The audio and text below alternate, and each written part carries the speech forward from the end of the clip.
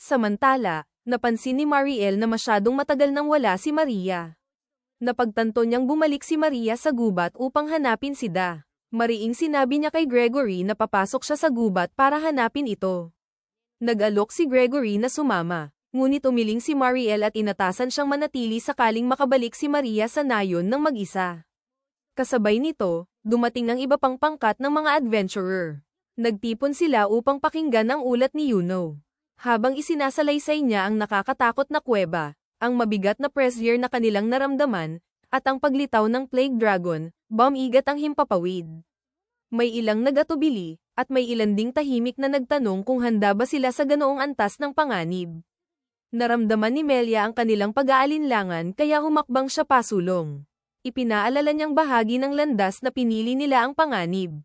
Naging adventurer sila batid na haharap sa makapangyarihang mga halimaw at mga sitwasyong nagbabanta sa buhay. Dahil sa kanyang matatag na pananalita, nanatiling buo ang kanilang loob.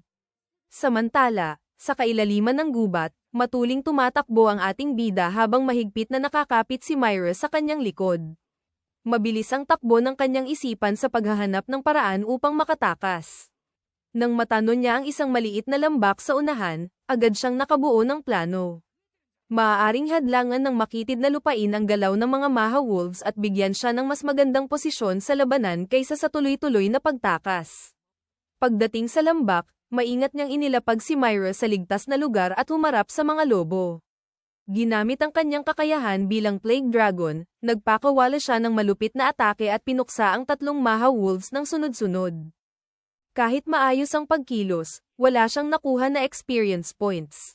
Maxed na ang kanyang stats, kaya walang puwang para sa karaniwang paglago mula sa labanan. Matapos mapawi ang agarang banta, muling binuhat si Myra at nagpatuloy sa paglakad sa gubat.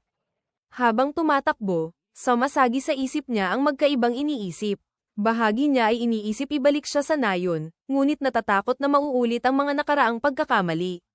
Kung muling magpapakita siya, maaari siyang masaktan o mapatay. Ang frustration ay mabigat sa kanya, lalo na't hindi pa rin niya lubos na nauunawaan ang sinasabi ni Myra. Bigla, mahigpit siyang niyakap ni Myra. Malambot at emosyonal ang kanyang tinig, kahit hindi niya maintindihan lahat ng salita. Maliwanag ang kanyang intensyon, pinapasalamatan siya. Bigla, isang banal na tinig ang umalingaw-ngaw sa kanyang isipan, na nagsasabing natupad na niya ang requirements para sa kanyang susunod na evolution stage. Lumitaw sa harap niya ang listahan ng mga pagpipilian sa ebolusyon. Maingat niyang sinusuri ang bawat isa. Ngunit mabilis ang kanyang desisyon. Tinanggihan niyang piliin ang Plague Dragon Path.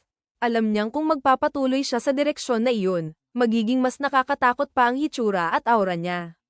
Kung mangyari iyon, maaaring hindi na muling makalapit si Myra nang walang takot. Isa pang opsyon ay ang Dark Dragon Human, o Demi-Human. Agad nitong nakuha ang kanyang atensyon, iniisip niyang baka ito'y magbibigay daan upang maging ganap na tao siya. Sandaling na-excite siya sa posibilidad na iyon. Ngunit matapos pag-isipan ng mabuti, napagtanto niyang ang ganoong kinalabasan ay masyadong maganda para maging totoo. Pinigilan niya ang kanyang inaasahan at nagpatuloy sa pagsusuri ng natitirang evolution paths. Karamihan sa iba pang opsyon ay labis na madilim o kapangyarihan ay mababa, kaya wala sa kanila ang talagang kapansin-pansin bilang ideal. Ang tanging opsyon na tunay na kumakilig sa kanya ay ang maliit na Arc Dragon, na nagbibigay ng kakayahang lumipad at gumamit ng white magic. Labis ang atraksyon ng ideya ng paglipad. Ngunit nag-aalala siya sa salitang, maliit. Pinaghihinalaan niyang ang pagpili ng mas maliit na sangay ng ebolusyon ay maaaring limitahan ang kanyang hinaharap na pag-unlad. Hindi makagawa ng tiyak na desisyon, ipinagpaliban niya muna ito. Hinayla siya ni Maria at nagpakita na nauuhaw ito. Hindi naglaon, nakarating sila sa isang talon at huminto upang makainom si Maria. Habang nakaluhod siya sa tubig, patuloy niyang pinapasan sa isip ang kanyang mga opsyon. Sa praktikal na pananaw, napagpasyahan niyang ang pinakaligtas na landas ay ang ebolusyon na nagbibigay ng matinding bilis sa pag-roll o ang nag-aalok ng kakayahang lumipad. Sa pag-usisa, tinanong niya si Maria kung ano sa tingin niya ang dapat niyang maging ebolusyon. Tulad ng inaasahan, hindi niya naiintindihan ang sinasabi niya. Sumagot ito ng sunod-sunod na mga salita na sa umpisa ay tunog kalat sa kanya. Ngunit habang nagpapatuloy si Maria, unti-unting nagkakaroon ng kahulugan ang ilan sa mga salita. Napagtanto niyang gumaling ang kanyang kakayahang intindihin ang wika. Malinaw niyang narinig ang pagpapakilala ni Maria. Parehong masaya silang makita na naiintindihan niya na ito, kahit pakalahatan lamang. Labis ang kanilang tuwa kaya naglaro sila sa tubig, nagtatalon at nagtatawanan sa ilog. Habang lumilipas ang oras, patuloy na lumalakas ang kanyang kakayahang intindihin ang wikang Greek. Sa pagtatapos ng araw, halos naiintindihan na niya ang sinasabi ni Maria. Ngunit hindi pa rin siya makasagot ng maayos sa wika nito. Ipinaliwanag ni Maria na pumasok siya sa gubat upang hanapin ang kanyang kasama na si Dos. Habang nagsasalita, unti-unti niyang napagtanto na siya rin pala ang dragon na sumagip sa kanya dati. Dahil sa damdamin, mahigpit niya itong niyakap. Ang init ng yakap ay nagdulot ng kakaibang ngunit nakakaaliw na pakiramdam sa kanya. Sa puso niya, tahimik niyang humihingi ng paumanhin sa Venom Princess, at kinikilala ang kanyang desisyon. Pinili niya ang demi-human path upang manatili sa tabi ni Maria. Pagkaraan ng ilang sandali, tinitingnan siya ni Maria ng mausisa at tinanong ang kanyang pangalan.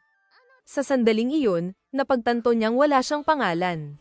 Pinag-isipan niya ng mabuti ngunit walang lumabas na makabuluhang sagot. Sa huli, ipinahiwatig niya na siya na lamang ang pipili ng pangalan para sa kanya si Maria. Malalim na iniisip ni Myra lahat ng nagawa niya para sa kanya, ang kanyang tapang, lakas, at kabutihan. Pagkatapos ng ilang sandali ng pag-iisip, ipinangalan ni Maria siya ng Alusha. Natagpuan niya ang pangalan na kakaiba at kaakit-akit, kaya agad niya itong pinahalagahan. Tumugon ang banal na tinig, hinihingi ang kanyang kumpirmasyon sa pangalang Alusha, at nagbabala na kapag nakumpirma na, hindi na ito mababago. Pinag-isipan niya ng mabuti. Dahil Maria ang nagbigay ng pangalan, tama ang pakiramdam niya. Tinanggap niya ang kondisyon. Mula noon, opisyal na ang kanyang pangalan bilang Alusha. Sandaling nagalak si Alusha sa kanyang bagong pangalan, ngunit agad itong naputol nang marinig nila ang mabigat na yabag mula sa kalaliman ng gubat. Alam na agad ni Alusha kung ano iyon. Mabilis niyang binuhat si Myra sa likod at tumakbo sa gubat ng buong bilis. Unang iniisip niyang iligtas si Myra sa pamamagitan ng paghahatid sa kanya sa malapit na nayon bago hanapin si Da. Ngunit bago iyon, kailangan niyang harapin ang mga lobo na sumusunod sa kanila. Matitigas ang ulo ng mga lobo at patuloy na hinahabol sila hanggang sa wakas ay nahabol nila. Pinapalibutan nila si Alusha at Myra, na parang nakulong sila mula sa lahat ng panig. Ngunit napansin ni Alusha ang kakaiba, si Da pala ang nangunguna sa grupo ng mga lobo, may mapatla at halos baliw na ekspresyon sa mukha. Agad siyang nakilala ni Maria at tinanong si Da kung ano ang ginagawa niya kasama ang napakaraming halimaw. Pagkatapos, tiningnan ni Alusha ang kanyang status at napansin ang hindi pangkaraniwan, walang nakikitang stat si Da. Tumakbo si Myra patungo sa kanya, ngunit biglang umatake ang isa sa mga lobo. Kumilos si Alusha sa tamang oras at hinarang ang atake, iniligtas si Myra. Pagkatapos, ginamit ni Myra ang fireball at tinamaan si Da, na bumagsak sa lupa. Nang bumagsak si Da, napansin ni Alusha ang isa pang kakaiba, hawak ni Da ang isang buo ng lupa na parang isang mahalagang kayamanan. Sa sandaling iyon, narinig nila ang malakas at parang kulog na yabag mula sa malapit. Sandaling nag-isip si Maria, nagtaka kung sino o ano ang gumagawa ng yabag na iyon. Biglang bumaling si Da at mabilis na tumakbo patungo sa nayon, na naguluhan si Alusha dahil hindi niya maintindihan ang intensyon ni Da sa nayon. Kasabay nito, nagulat si Myra nang mapagtanto na ang hawak pala ni Da ay hindi basta-basta lupa, kundi isang itlog ng rock dragon.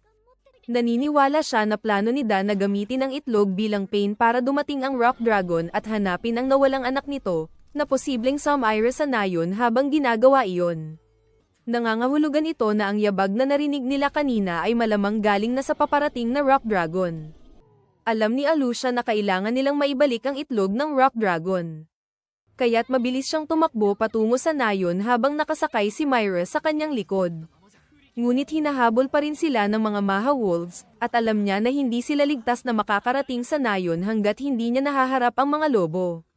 Magulo ang kanyang isip at hindi siya makabuo ng maayos na plano.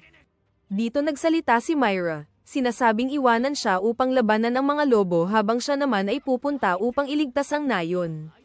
Pinag-isipan ni Alucia ito ng ilang segundo at napagtanto na kung iiwan niya si Myra mag-isa laban sa mga lobo, parang pinapapunta niya ito sa kamatayan.